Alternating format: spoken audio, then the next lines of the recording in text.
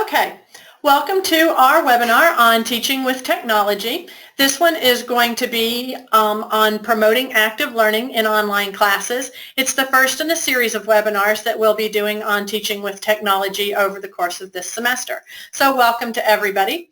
If you have any questions as we go along, just go ahead and put the questions into the chat, and I will look over at the chat in various places of the, good stopping points of the webinar and go ahead and take your questions. But let's go ahead and get started.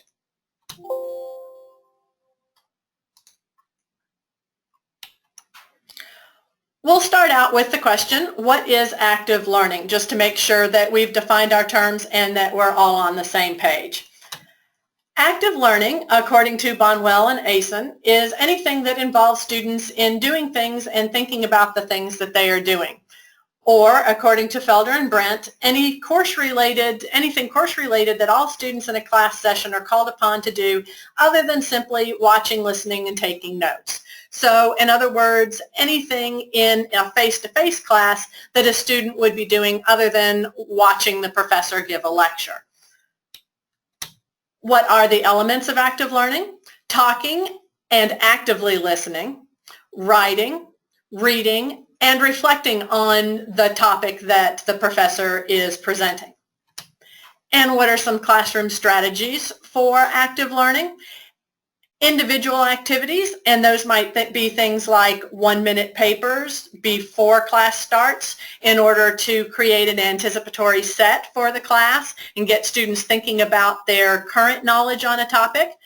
Muddiest point papers, which might be something that you do at the end of class, just to ask the students to turn in what part of the lecture they thought was the most difficult to understand, or any sort of little mini quiz that you might distribute anywhere in the learning. Classroom strategies for active learning might also be paired activities, which, for example, might be a think, pair, share activity. They may be informal small group activities, such as a scavenger hunt for information or debates.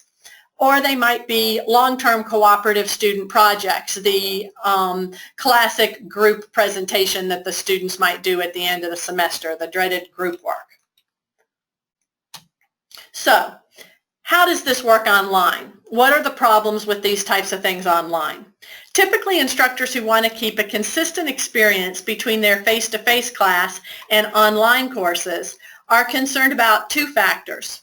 Number one, what might be lost for online students in the presentation of material, the student to faculty interaction.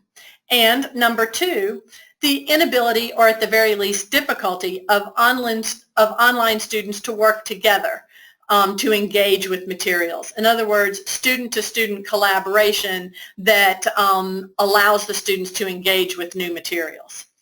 Faculty typically want to know how to preserve quality presentation of material and quality engagement between faculty and students, students and material, and students, so that they can present the material to their online students as well as they might if they were in a face-to-face classroom. And how we can do that is the topic of this webinar. Let's start out with presenting materials online. We can do that, obviously, in one of two ways. The first one we'll talk about is readings. And you have in this slide a really nicely organized series of reading assignments for our course here at Midway. This is for NSG 510, a nursing class. And you can see how nicely organized all the readings are so that it's easy for the students to see what it is they're supposed to read. This is a pretty classic way to present new materials in Moodle. So, a question. Are readings already active learning? The answer is true. They are. Because students have to do the work themselves, they're actually in there doing the readings and digging out the material, then readings are, in fact, active activities. How can we make them even more active? We can make them even more active by requiring, for an example, an opening 1-minute paper forum submission, or maybe a choice activity or questionnaire activity. We'll talk about those more in a minute, that the students are required to do before they do the reading. And that question should probably ask the students what knowledge they already bring into the discussion. So for example, with this series of readings right here, this is the first set of readings for Nursing 510, and the readings are all about kind of the history of nursing science and what exactly does the term nursing science mean. And so a sample question that you might use as a anticipatory set for this set of readings might be, how would you define the term nursing science from your experience in your nursing career, since most of the people in this class are already nurses. The next thing that you might do to make readings more active in your online courses would be to distribute participation point questions throughout the readings, or at least at the end of each reading. Participation point questions, by that I mean the students have read one discrete topic, and then maybe you can ask some questions right after they finish that, just to show questions that would demonstrate to you, if answered correctly, that the students understood what they were reading, kind of like a little mini quiz in there.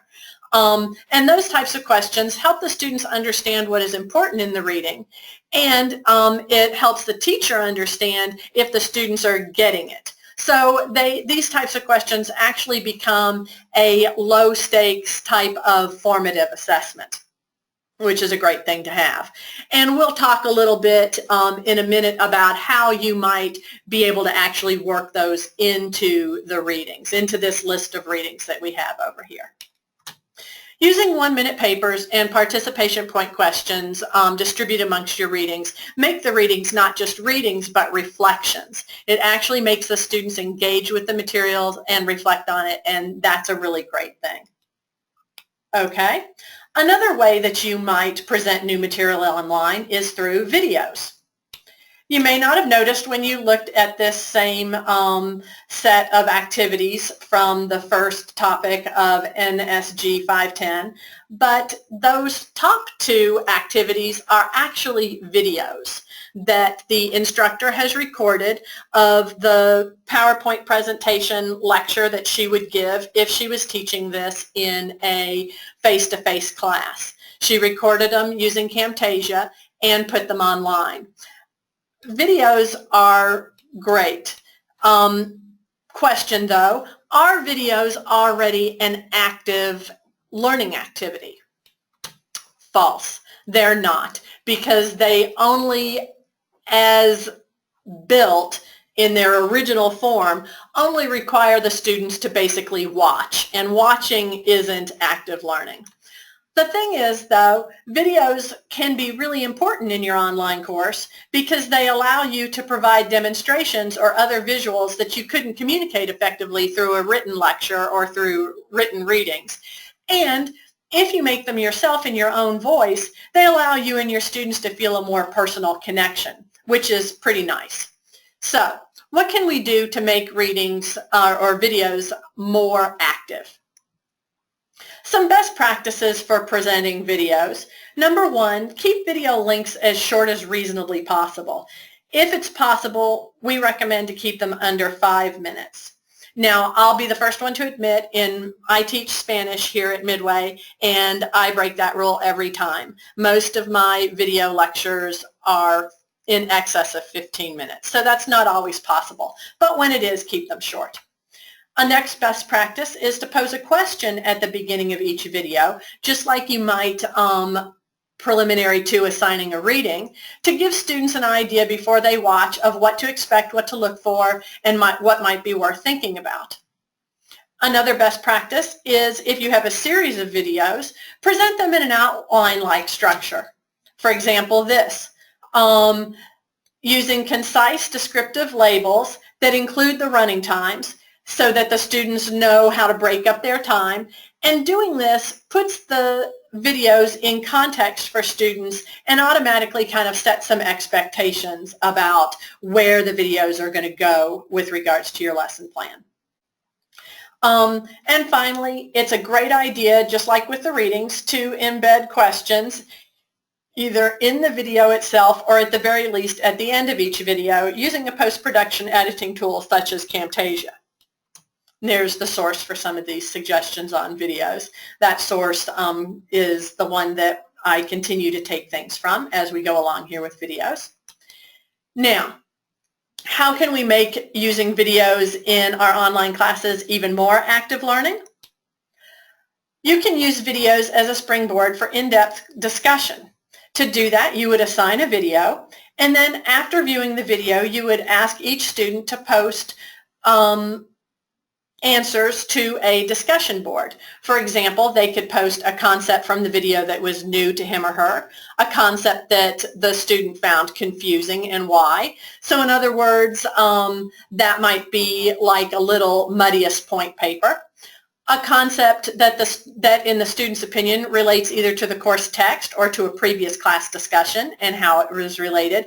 And you could require the student to respond to at least 2 classmates' posts on this topic. That's pretty basic use of the discussions, the discussion forum, and most people here at Midway are using the discussion forums in that way.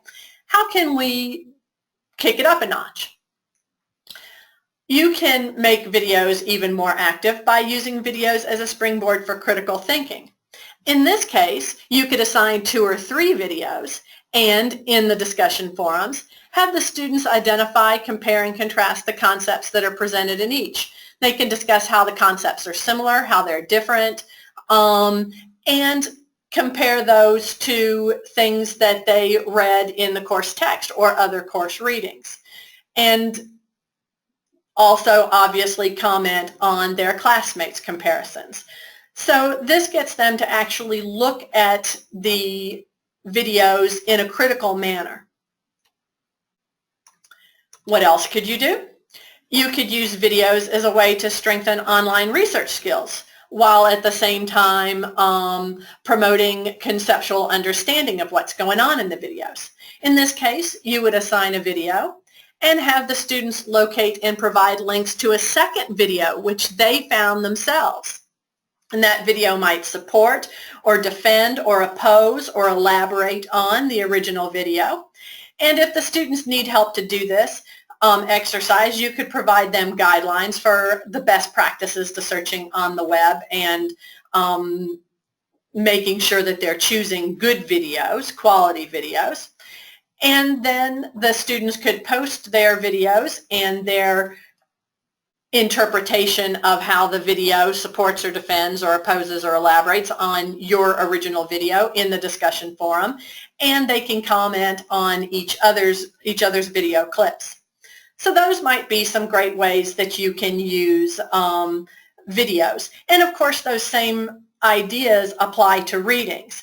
You could assign a reading and have students find another similar reading or a reading that conflicts with the reading that you assigned and have them post a link to the reading that they found and their discussion about the 2 different points. So the same things that you're doing here with videos, you could do with readings too if you focus more on readings in your class.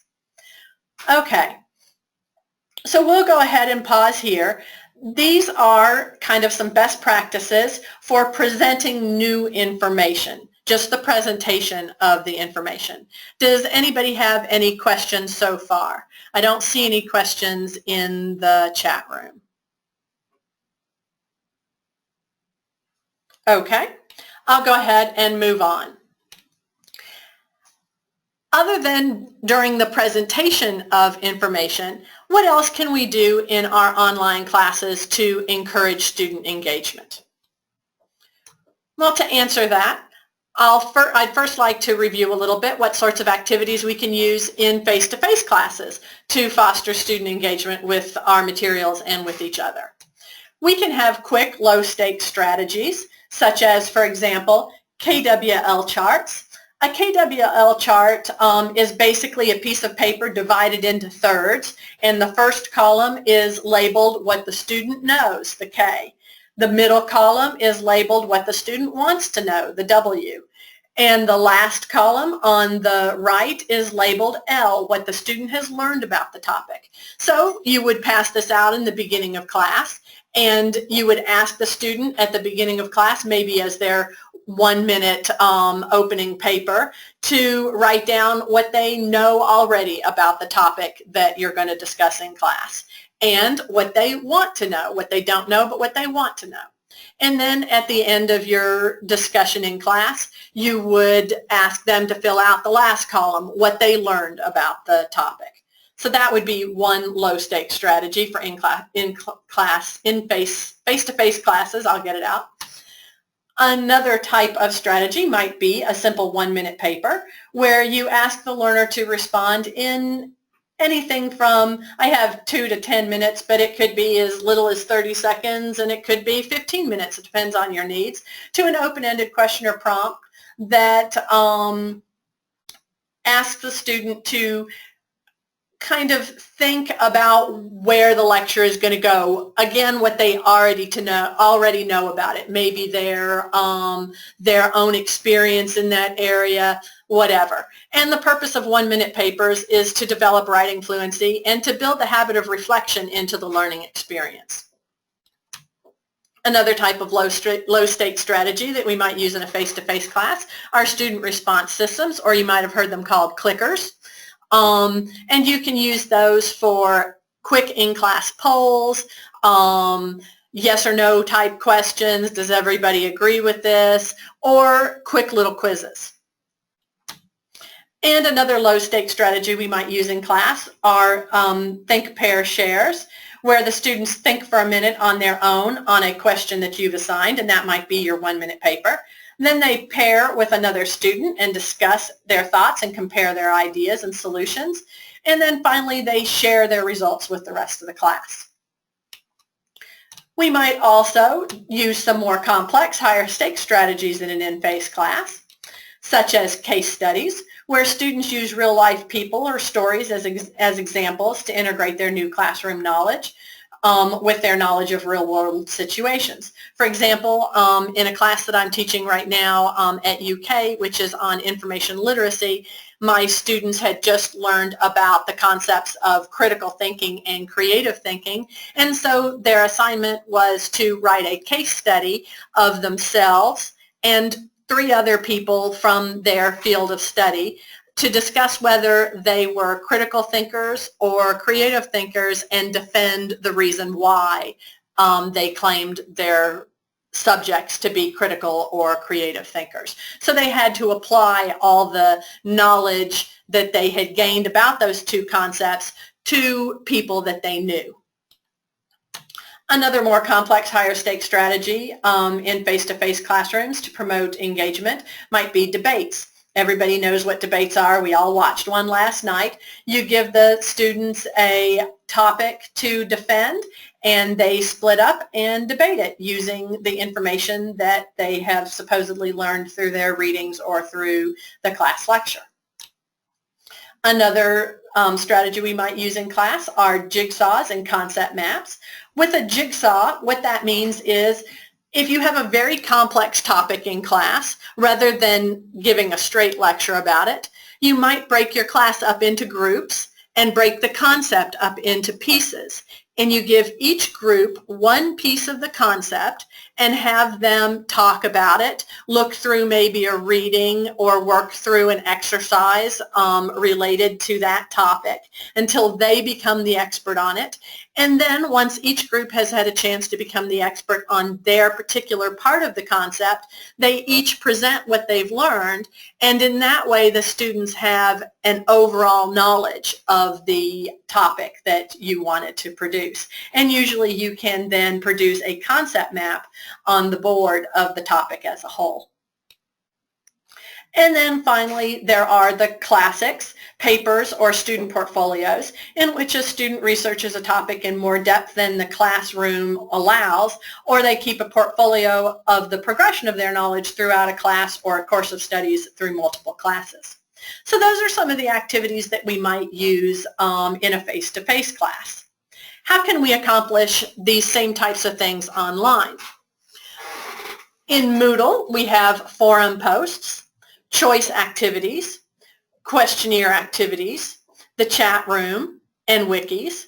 And then outside of Moodle, we have blogs.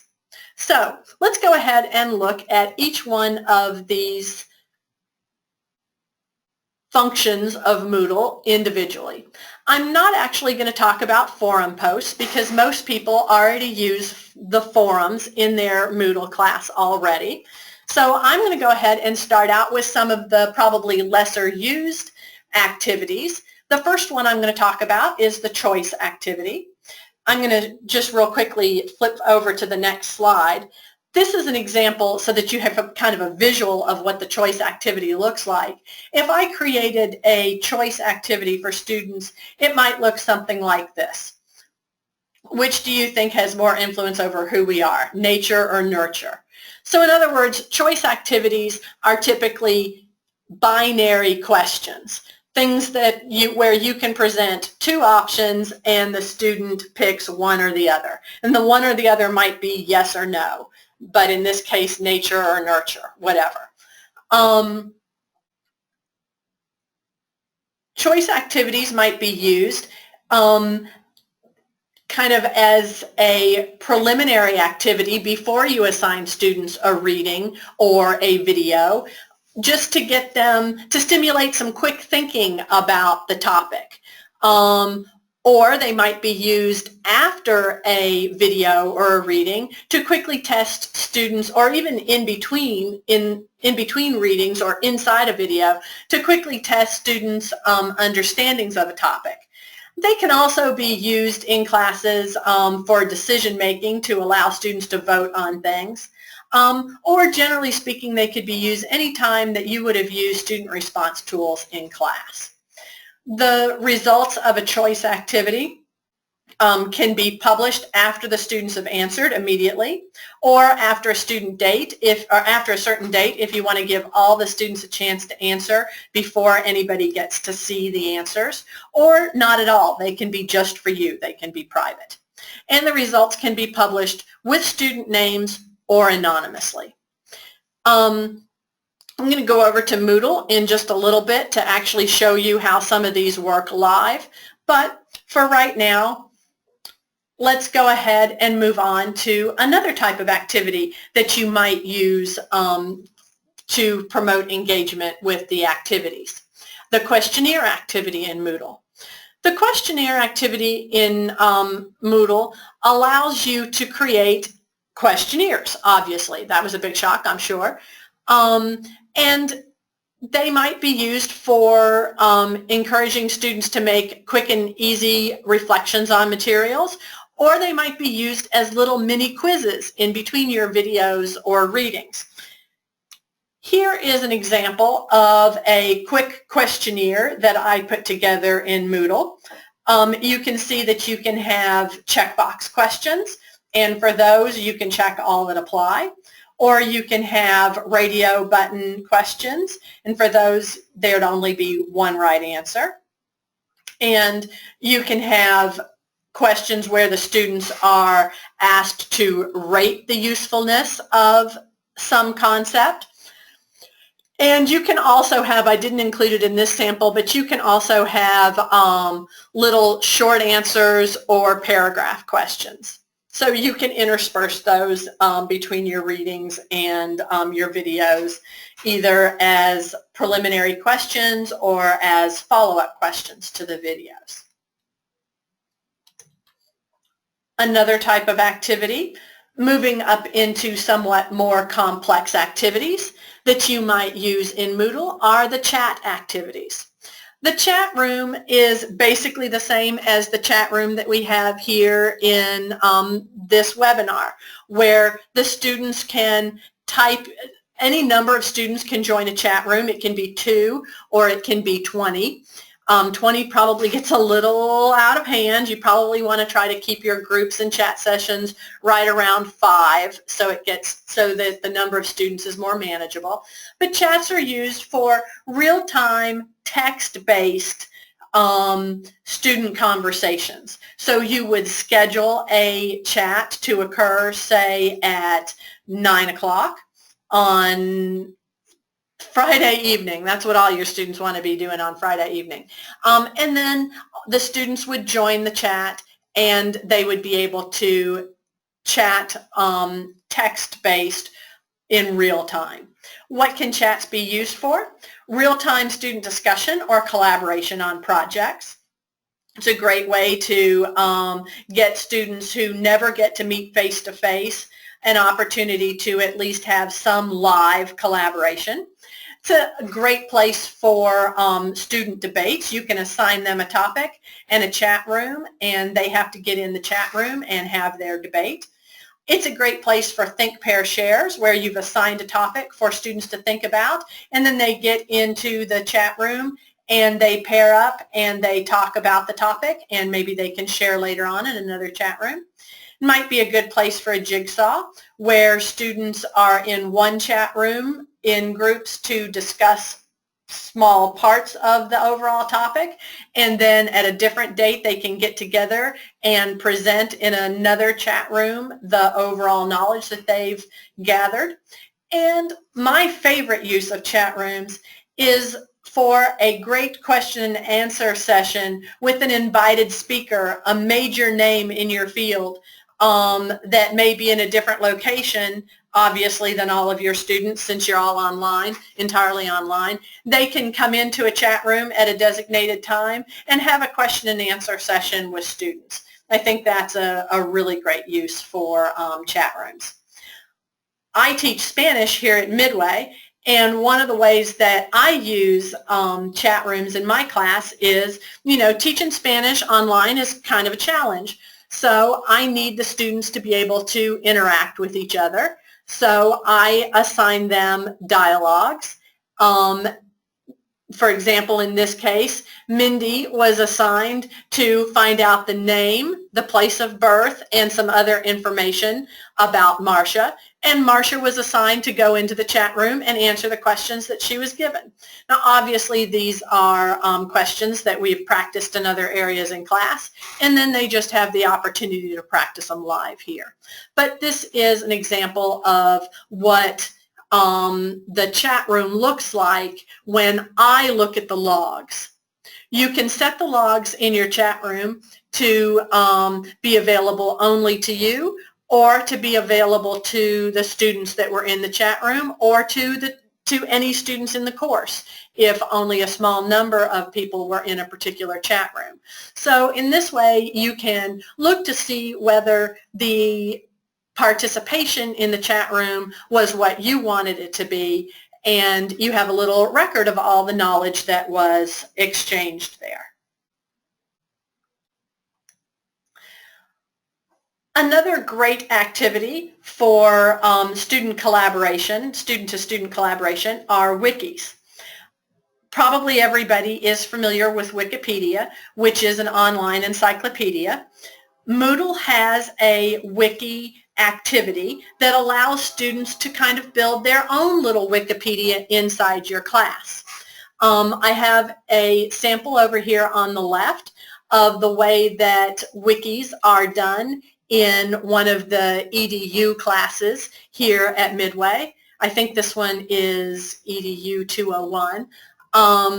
You see that the instructor has given the students instructions, and then a help feature that shows them how to use the wiki, and then they give them a sandbox to play in, and then at the very bottom is the real wiki, the one that they're supposed to be building. So what can you use wikis for? You can post lecture notes or study guides in the wiki. That would be something that the instructor would contribute.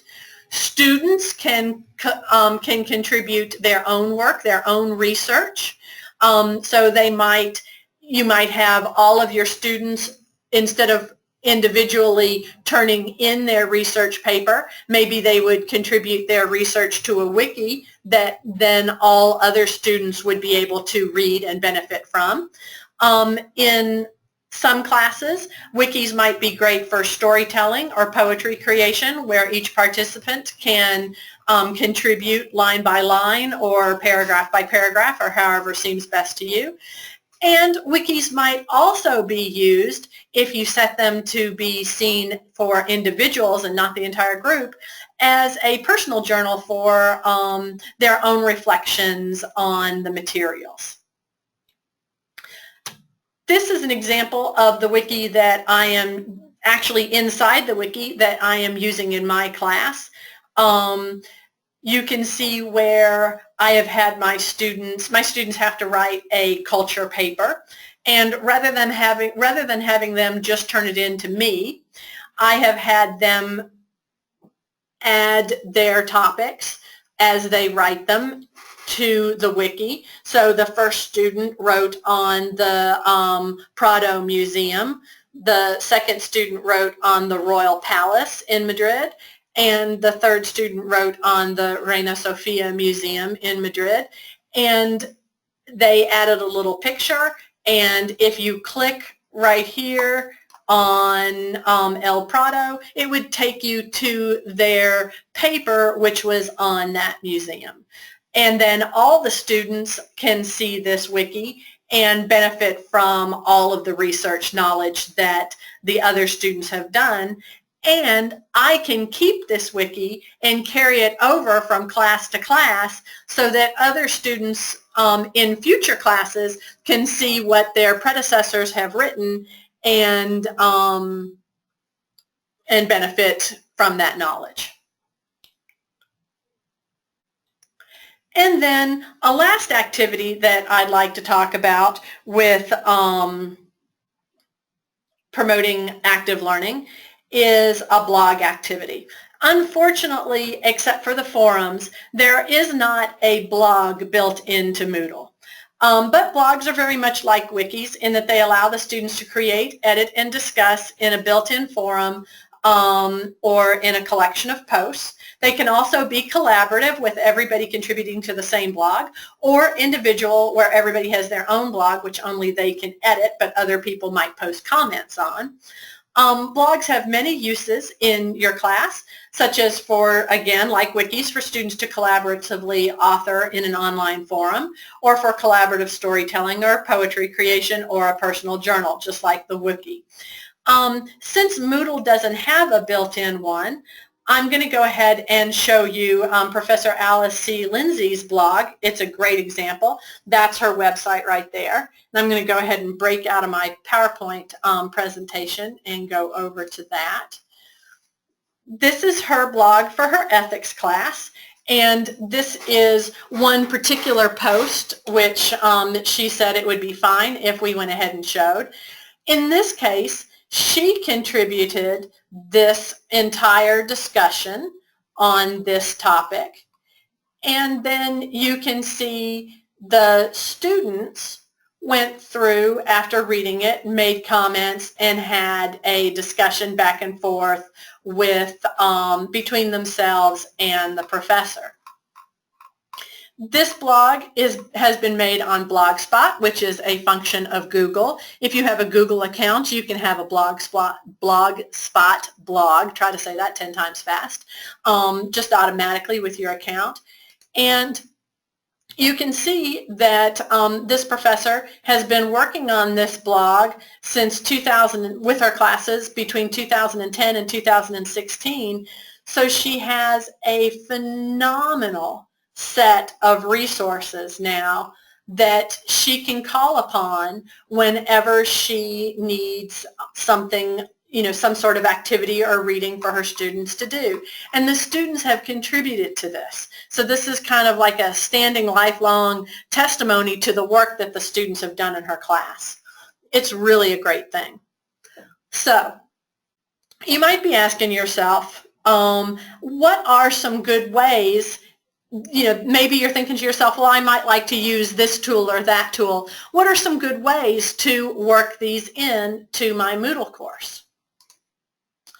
I'm going to give you an example of something called a book activity in Moodle.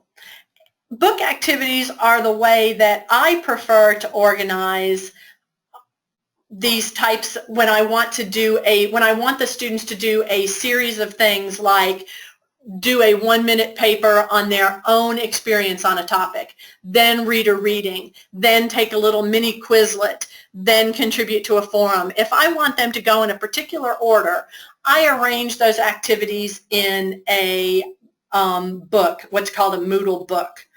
So the students would see this on their topic, and they would click on it. And the first thing that they would see then would be a choice activity. A 1-minute reflection is what I want them to do. And they would click on this, and it would open up, and their topic, your topic, would be, do your topics in Moodle sometimes scroll too much? This is a choice activity. I find that mine do sometimes scroll too much, so I'll click yes and save my choice. Okay, then they have another question that they're supposed to ask themselves. The next question is, would you like to be able to have more control over the order your students complete activities in? Yes, I would like to have more control. Save my choice. Okay, then I go back over. So these are the things that I wanted my students to think about before they did their reading. Then I can click this next button over here. And here are the readings that I want my students to do. How to create a book in Moodle. So if I were to click on this, it would open up a link that described how to create books in Moodle. So then assuming that my students created their book, then I want them to take a little, read the reading on creating a book. Now I want them to take a little quiz to see how well they understood what they read. So I've worked this little questionnaire. What types of Moodle activities can be included in a Moodle book? If you had done the reading, you would know that all of these can be included. And if you had done the reading, what's the major advantage of using Moodle books? Maybe course organization. So that would be my little quick questions that I distributed into their readings. Now, I might, if this were a regular class, I might put another reading and another quick questionnaire and another reading and another quick questionnaire, but this is just a simple example. So the last thing the second to last thing that I've put into this is, now that you have a basic idea how books in Moodle are set up, list at least 3 ways that you think you could use them in your course in the discussion forum. And so I have the discussion forum linked here. And the students can go to the reflection forum and reflect on the reading. And then finally,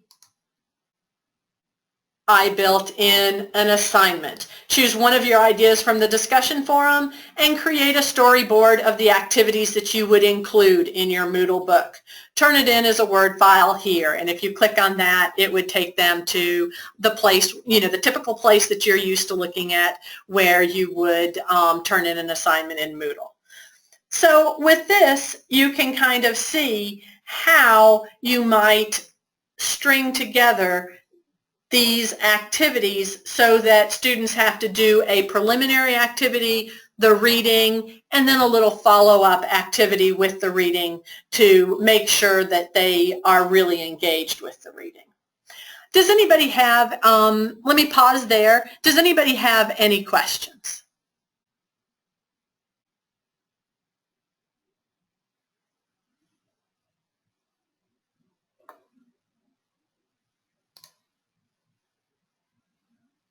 Okay.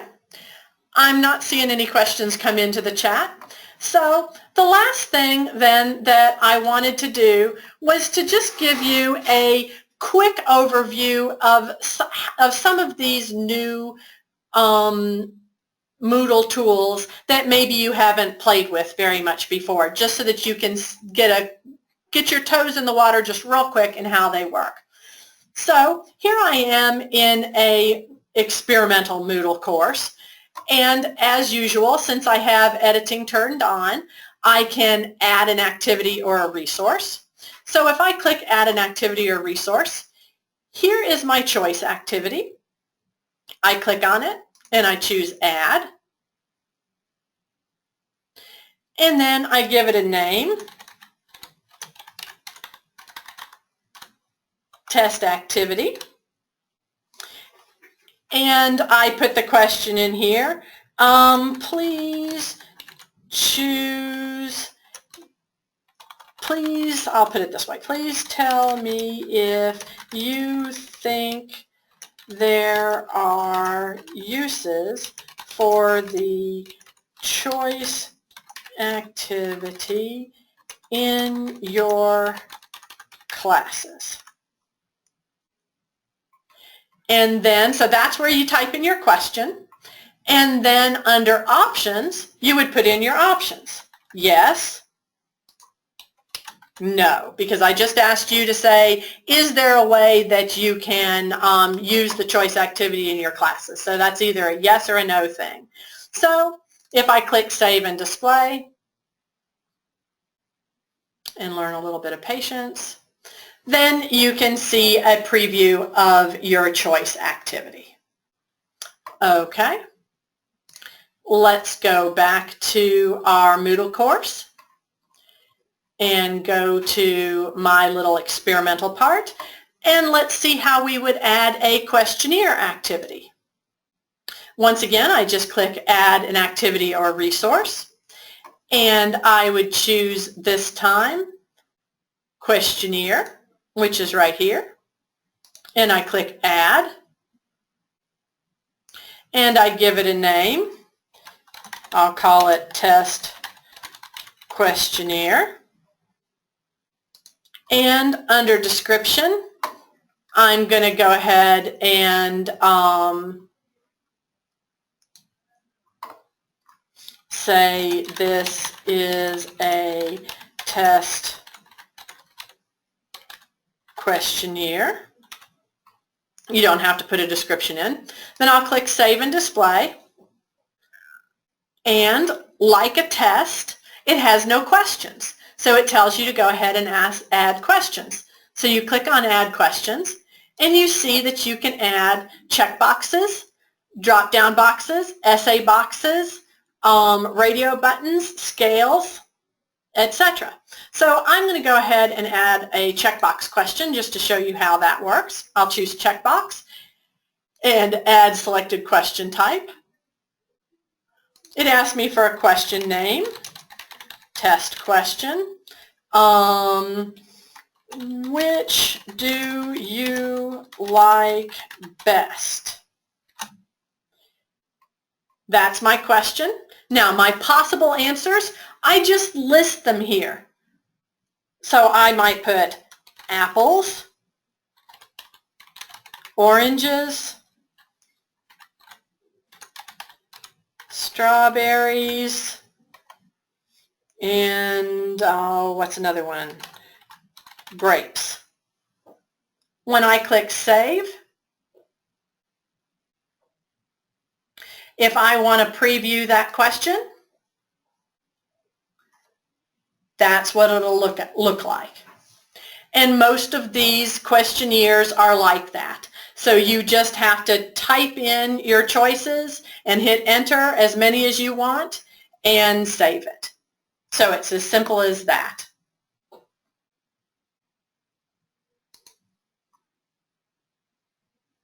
Okay, let's go back to our course. And I'll show you how to put a chat in there. Chats are super easy. I just add an activity and I click Chat and I click Add. And then I might name it. So I might name it Group 1 Collaboration.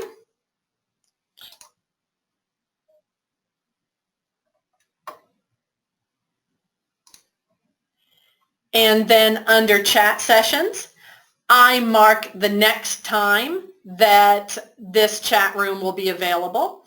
So today is the 27th. If I want my students to meet on Wednesday, I would mark it as the 28th. And let's say that they were supposed to meet at 2000 hours, so I can leave it at that. I can choose whether I want to publish the chat times. I can make them repeat at the same time every day or the same time every week if I want students to be able to repeatedly collaborate at a given time. I can delete the messages, the logs after so many days if I want to, or I can never delete them. And I can set it so that everybody can or can't see past sessions. It just depends on what you want to use them for. And then when I click Save and Display, the chat room, this is what it would look like if the students clicked on the chat activity. And when the chat was available, they would just click there to enter the chat.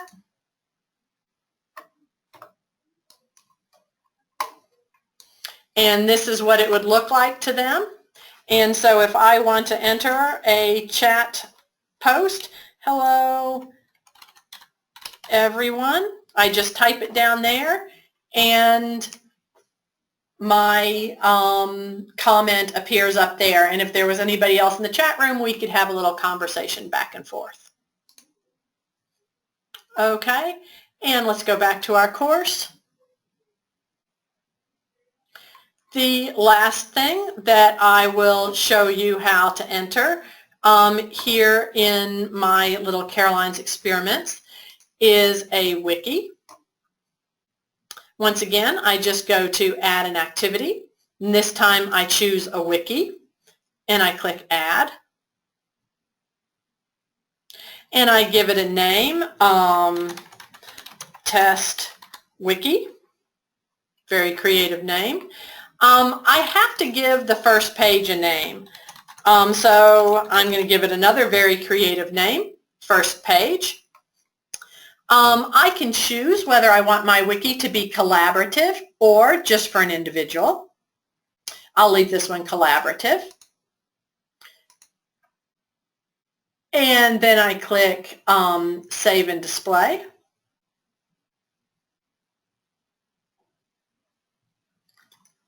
The first time you create a wiki, you're going to get this to make you create the first page. Once you do that, you get this mystifying thing. And what you have to do in here, in order to, you can type away, type your information here, blah, blah, blah. But if you want to add, this is the tricky part with wikis, and we'll probably do a session just on wikis because they're really useful and they are more complex. But the basics of the wiki is on your first page, you can type anything you want. If you want to add links to other pages, like if I wanted to create a link for my students, each one of my students, to create a link, I have to type in square brackets student 1, and then space over a little bit maybe, and student 2. Then when I save that,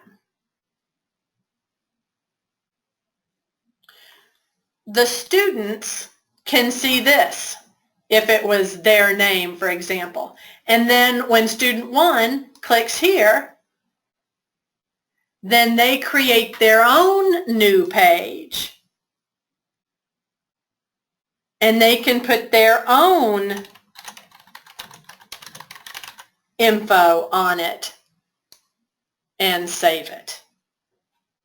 So that's how you can separate out students' work if you want to. So those are wikis. Does anybody have any questions at this point?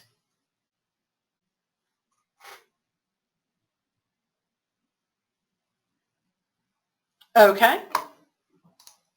I'm not seeing any other questions, so I'm going to go ahead and put in, if you have any questions,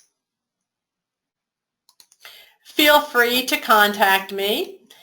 My name is Caroline Manny, and you can get in touch with me at kmanny@midway.edu. So if you have any questions that come up after the webinar that you would like to discuss with me, or if you'd like any help using any of these tools in your classes, feel free to contact me. Since there's no questions, I'm going to go ahead and end the webinar. Thank you guys very much for attending.